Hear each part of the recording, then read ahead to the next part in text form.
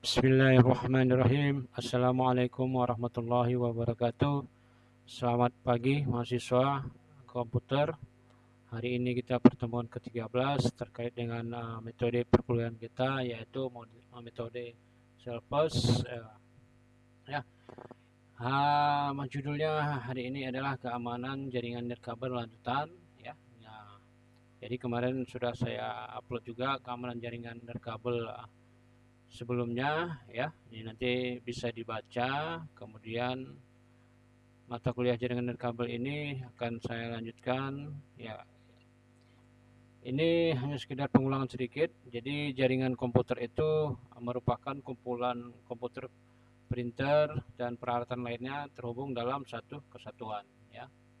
Jadi di dalam komputer ini ada jaringan komputer yang terhubung juga dengan printer, ya. Jadi kalau kita efisiensikan dalam, katakanlah, komputer kita atau PC kita atau laptop kita itu ada 5, printer satu, ini bisa dimanfaatkan dengan menggunakan jaringan komputer, ya, asalkan saling terkonek, ya.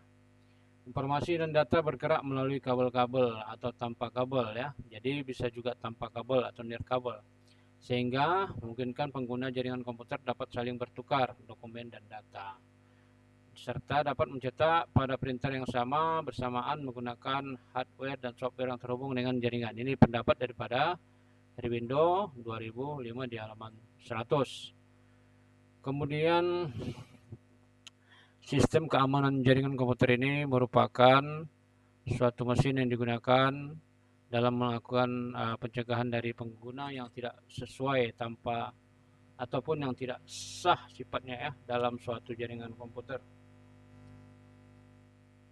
Jadi sistem jaringan ini dapat pula membantu untuk mencegah dan cara menghentikan pengguna yang tidak sesuai atau disebut dengan penyusup, intruder, ya. Jadi bisa juga kita halang jika ada yang ingin menyusup dalam jaringan tersebut. Kemudian teknologi wireless, sebuah bentuk dari teknologi menggunakan transmisi frekuensi radio, ya. Ini frekuensi radio sebagai alat untuk mengirim data, sedangkan teknologi kabel menggunakan kabel, ya. Teknologi wireless berkisar dari sistem kompleks seperti wireless lokal, area network atau WLAN, dan telepon seluler hingga peralatan sederhana seperti handphone wireless, kemudian mikrofon wireless, ya. Ini mikrofon wireless ini biasanya digunakan untuk karaoke, ya, dan peralatan lain yang prosesnya atau penyimpanan informasi jaringan nirkabel. Ini jaringan nirkabel sebuah bentuk teknologi dapat menghubungkan dua atau bahkan lebih perangkat dalam satu komunikasi tanpa menggunakan kabel, ya. Itu pengertian saja. Ini saya lanjut. Ya, ini di dalam kata wireless seringkali diartikan dengan cara kerja wifi, ya, di mana menghubungkan manusia dengan internet. Jadi materi ini, ya, ini perlu saya sampaikan juga, materi ini saya ambil dari buku jaringan nirkabel, ya, yang diterbitkan oleh PT Eksekutif, ya, Teknologi. Kemudian selanjut, kelemahan jaringan wireless, ya, terletak pada kelemahan pada konfigurasi jenis inskripsi yang digunakan, ya.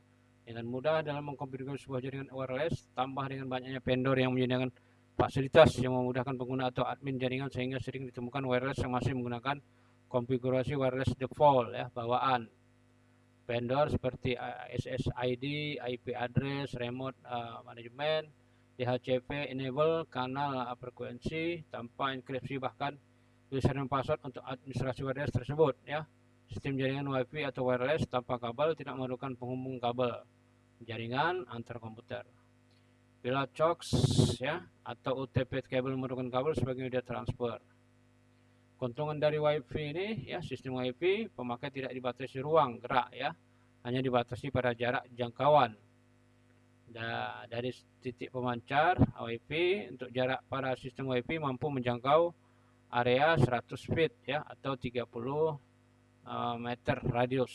Nah, selain itu diperkuat dengan perangkat khusus seperti booster, ya, sebagai relay, ya, mampu menjangkau ratusan bahkan beberapa kilometer ke satu arah. Ya, nanti bisa dibaca ya. Kemudian diketahui bahwa ada dua menghubungkan PC dengan sistem wireless, yaitu ada ad hoc ya, yang sudah kita pelajari sebelumnya. Ad hoc ini terhubung PC atau laptop tersebut sudah memiliki jaringan wireless ya, jadi bisa saling membaca ya, mengetik atau menuliskan alamat TCP/IP-nya. Di mana PC terhubung dengan satu PC dengan saling terhubung berdasarkan nama SSD ya, Service Set ID Finder ya. SSD ini sendiri tidak lain nama sebuah komputer yang memiliki card USB atau perangkat wireless, dan masing-masing perangkat harus diberikan sebuah nama tersendiri sebagai identitas kedua jaringan. Yang paling umum lebih mudah ya, sistem access point ya, PC card atau sebuah unit hardware yang memiliki access point untuk melakukan broadcast ke beberapa komputer klien pada jarak radius tertentu ya. Jadi seperti ini nampak gambarnya, ada access point, kemudian access point memberikan jaringan dibaca oleh laptop ya. Nah, ini bisa dikatakan WLAN juga ya, wireless LAN ya. Kemudian jaringan wireless ini fungsinya itu sebagai mekanisme pembawa atau antara peralatan atau antar peralatan jaringan kabel tradisional, jaringan perusahaan dan internet ya. Seperti ada tiga kelompok berdasarkan jangkauan: wireless wide network atau WW1, WLAN, dan wireless personal area atau WPAN ya. WW1 ini meliputi daerah jangkauan seperti seluler 2G ya, seluler digital packet ya. Kemudian kita lanjut.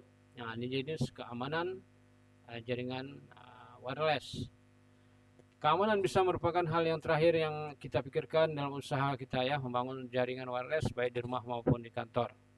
Kita tidak sadar bahwa banyak sekali orang sekitar kita menghabiskan waktu berusaha untuk mencuri file pribadi, mencuri data kartu kredit, internet.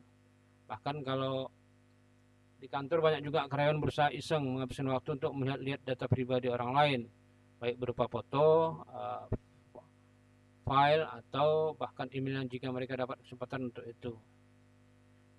Tentu kita tidak ingin membiarkan komputer atau laptop kita tanpa suatu proteksi yang keamanan ya. Sebagai bentuk dari sebuah rumusan umum, kita harus memberikan suatu sistem tingkat keamanan yang memadai sebanding dengan tingkat sensitivitas data yang harus kita lindungi. Jadi kita perlu ada security juga ya di dalam jaringan wireless ini. Jadi tidak serta-merta kita data kita diambil orang lain ya. Ini ada MAC filtering, ini wireless access point merupakan router difasilitasi dengan keamanan MAC filtering ya, tidak banyak membantu dalam mengamankan komunikasi wireless karena MAC address sangat mudah di spotting atau bahkan dirubah ya. Tool ipconfig pada OS Linux atau beragam tool seperti network utilities ya, regedit, SMAC, chat pada OS Windows yang dengan mudah untuk di spoofing atau mengganti MAC addressnya ya. Masih sering ditemukan WiFi yang dalam perkantoran, bahkan ISP yang biasa digunakan oleh warnet yang hanya menggunakan proteksi MAC filter ya. Dengan ini bisa nanti menggunakan aplikasi wireless seperti Kismet atau iDirect. Ya, ini salah satu yang mungkin bisa mengamankan daripada sistem jaringan atau security ya. Ini web ya, ini wired command variancy privacy atau CRK authentication atau metode keamanan ya untuk jaringan wireless merupakan metode standar keamanan enkripsi pertama yang digunakan pada wireless. Web menggunakan 64 bit dan 128 bit dengan algoritma RC4 ya. Ada dua cara ya masukkan web kini. Enkripsi web menggunakan kunci udah pasti ya, ke klien maupun access point. Jadi ada kuncinya ya, begitu mau masuk dia harus ada password atau kuncinya ya. Ada autentifikasinya ya menuju access point. Kita lanjut. Ini nanti bisa dibaca ya, kesulitan informasi. Ini proses CRK autentifikasinya, klien meminta atau asosiasi ke access point. Langkah ini seperti open system authentication ya. Yang kedua, access point mengirim teks challenge ke klien secara transparan. Lalu klien akan memberikan respon dengan mengenkripsi teks challenge dengan menggunakan kunci web. Nah, ini access point memberi respon atas tanggapan klien.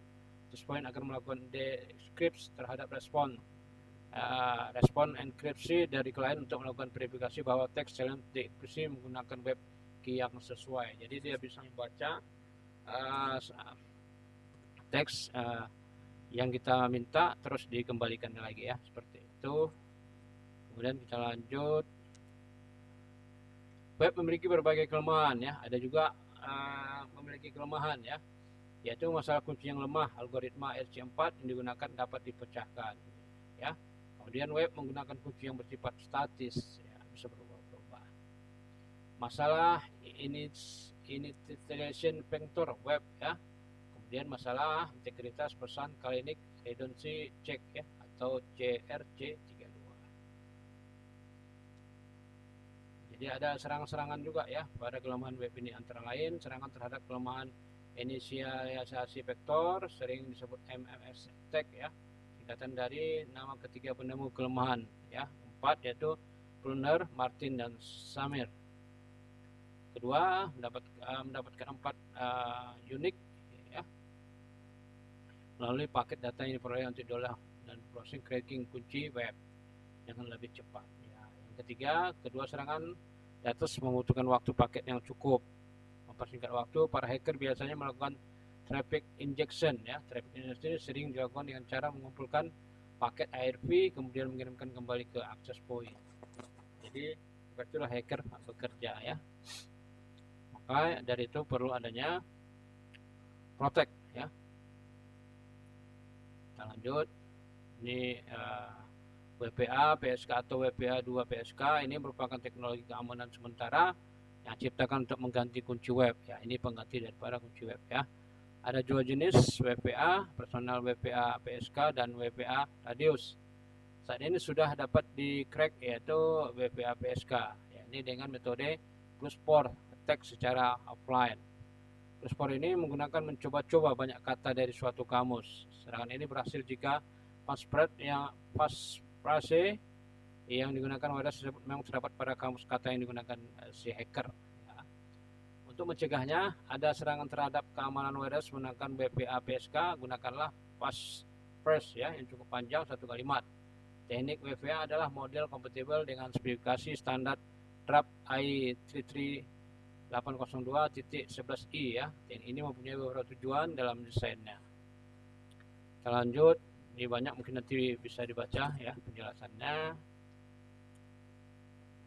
Ini WPA WiFi Protect Access ya. Protected Access. Nah, ini metode pengamanan dengan WPA ini diciptakan untuk melengkapi dari sistem yang sebelumnya, yaitu web ya. Para peneliti ini banyak menemukan celah dan kelemahan pada infrastruktur nirkabel yang menggunakan metode pengamanan web. WPA mengimplementasikan layar dari IEEE yaitu layar 802.11i. Jadi WPA ini menggunakan TKIP ya, Temporal Key Integrity Protocol, yang mampu merubah secara dinamis, yang bisa berubah ya. Protokol TKIP ini mengambil kunci utama sebagai starting point, kemudian secara reguler berubah sehingga tidak ada kunci enkripsi yang digunakan kedua kali ya. WPA didesain digunakan untuk alat tambahan lainnya, yaitu sebuah komputer pribadi PC. Metode enkripsi dari WPA ini menggunakan algoritma RC4. Jadi pengamanan jaringan nirkabel dengan menggunakan WPA ini ditandai dengan minimal ada 3 pilihan yang harus diisi administrator jaringan agar jaringan dapat beroperasi pada mode WPA ini ya. Ketiga menu yang harus disebut adalah server, nomor port, share secret ya. Ini ada kelemahan dan kelebihan WPA. Yang pertama itu kelebihannya adalah meningkatkan enkripsi data dengan teknik Temporal Key Integrity Protocol ya. Jadi ada enkripsi yang digunakan masih sama dengan web, yaitu RC4. Karena pada dasarnya WPA ini juga merupakan perbaikan dari web dan bukan suatu level keamanan yang benar-benar baru. Walaupun beberapa device yang sudah mendukung enkripsi ICE, yaitu enkripsi dengan keamanan yang paling tinggi.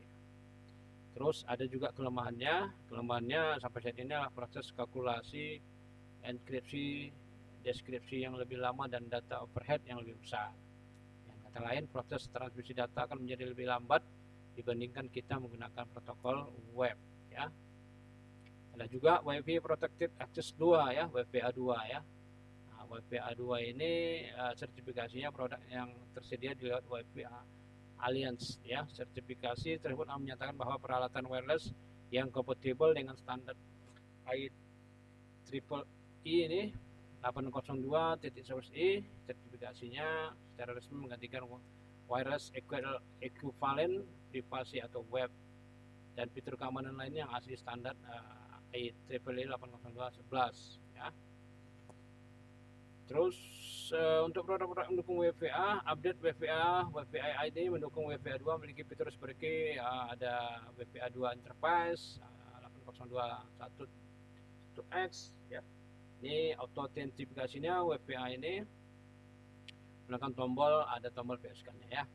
Kemudian WPA protokol keamanan jaringan kabel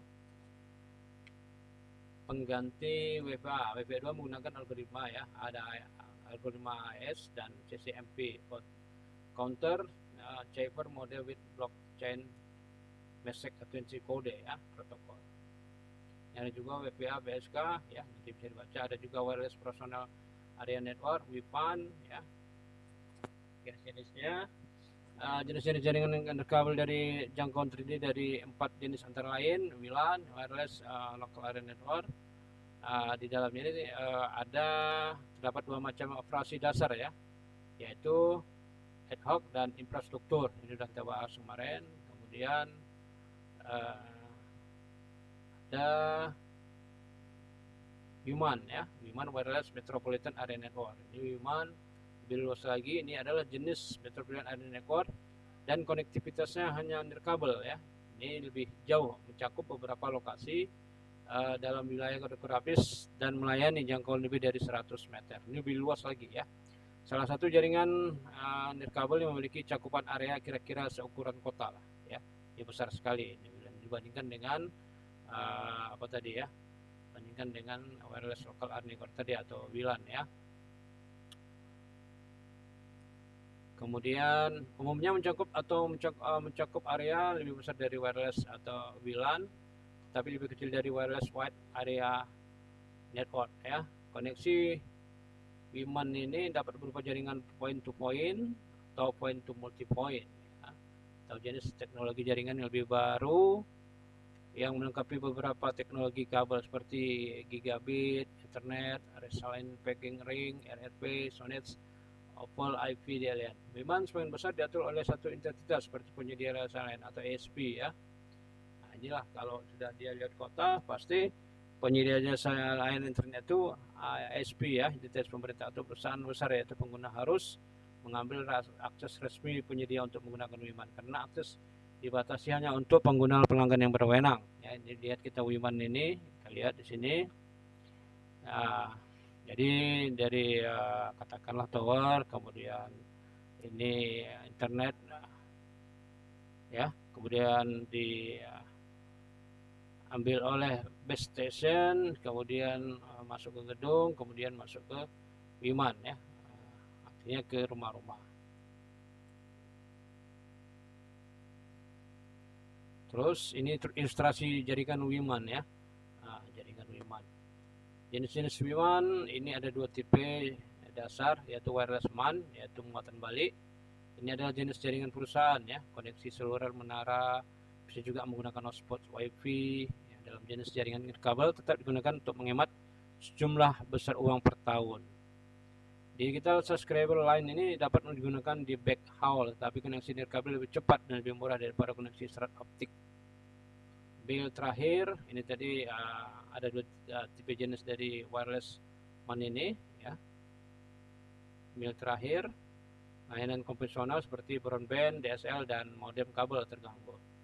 Karakter WMAN, koneksi dapat berupa jaringan point to point atau point to multi-point. Layanan ke beberapa node dari satu titik, akses mencakup area yang lebih luas ya, 50 km. kelebihan WIMAN ini ya. Koneksi yang stabil ke terminal. Teknologi WIMAN ya, peruntukan area metropolitan interoperable kabel ya, atau WiMAX ya. WiMAX ini lebih luas lagi ya, ini seperti tower ya. WiMAX sebagian besar menggunakan teknologi wireless metropolitan berdasarkan set standar 802.16 menyediakan opsi multiple physical layer ya, dan media akses kontrol atau MAX bertindak sebagai versi nirkabel alternatif internet digunakan dalam spektrum 2,3, 2,5 dan 3,5 dan 5,8 GHz. Layanan terdistribusi multipoint lokal ya. Ini untuk teknologi WIMAN ya. Wireless Metropolitan Area Network. Kemudian teknologi transmisi kabel ini gelombang mikro broadband yang menyediakan layanan suara, ada data juga, internet dua arah digital dan handal. Yang ketiga multi channel multipoint distributed service MMDS ya, dikenal sebagai wireless cable atau broadband radio atau BRS ya. Ini adalah teknologi telekomunikasi nirkabel yang berbasis di frekuensi ultra tinggi UHF. Ini biasanya untuk TV ya, untuk siaran TV. Nah, manfaat WIMAN ini ada mencakup beberapa lokasi dalam area metropolitan, tidak memerlukan biaya infrastruktur yang tinggi, penempatan kabel fiber atau koper yang lebih dan lacing lines ya. Bekerja sebagai cadangan untuk jaringan kabel, mudah digunakan, diperpanjang, ditukar, contohnya WIMAN, WiMAX dan WiPro. Jaringan antar kebangunan sedang dibangun. Standarisasi teknologi wireless ya. Ini nanti bisa dibaca. Ini beberapa standarisasinya itu mempunyai kegunaan terbatas karena ukurannya kemudahan daya, tapi teknologi berkembang, handheld menjadi lebih kaya dan fitur akan kaya fitur dan mudah dibawa ya. Telepon mobil sebagai contohnya telah meningkatkan gunaan yang sekarang memungkinkan berfungsi sebagai PDA selain telepon. Smartphone juga masuk ya, gabungan teknologi, telepon mobil dan PDA menyediakan layanan suara normal dan mild. Inilah salah satu standarisasi teknologi wireless. Demikian ini nanti bisa dibaca ya. Pertemuan hari ini video dapat dilihat di YouTube. Jika ada pertanyaan mungkin nanti bisa di WA atau di kolom chat. Terima kasih. Saya akhiri. Assalamualaikum warahmatullahi wabarakatuh.